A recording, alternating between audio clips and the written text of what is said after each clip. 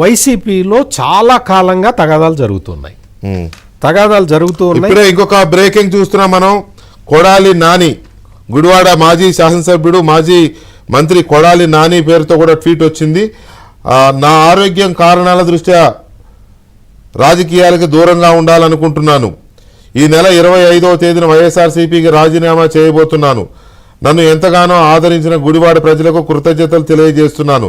ఈ ట్వీట్ను ఒకసారి cross check చేసుకోవాల్సిన అవసరం ఉంది, ఎందుకంటే ఇది వెరిఫైడ్ టిక్ లేదు దీనికి, ఈ కొడాలి నాని ట్వీట్కి. ఒక్కసారి చెక్ చేయాలి మా డెస్క్ వాళ్ళకి. ఒక ఇది కొడాలి నాని ట్వీట్ ఇది ఎంతవరకు కరెక్ట్ అనేది ఒకసారి చెక్ చేస్తే ఇది కూడా మేజర్ బ్రేకింగ్ అవుతోంది. ఏంటనేది ఒకసారి చూద్దాం ఈ బ్రేకింగ్ కూడా. రైట్ సార్, సత్యమూర్తి ఇది అంటే ఆర్థిక పరమైన అంశాల్లో జగన్మోహన్ రెడ్డి అండ్ ఫ్యామిలీ చాలా కరకుగా ఉంటారు, చాలా కఠినంగా ఉంటారు అనమాట.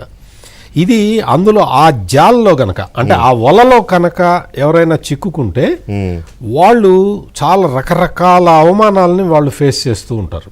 ఇది వైసీపీలో టాప్ పొజిషన్స్లో ఉన్న వాళ్ళు ఎదుర్కొంటున్న అతి క్లిష్టమైన సమస్య. బహుశా నేను అనుకోవటం, ఇప్పుడు విజయసాయిరెడ్డి ఒక్క వ్యక్తే బయటికి వెళ్ళిపోయాడు అంటే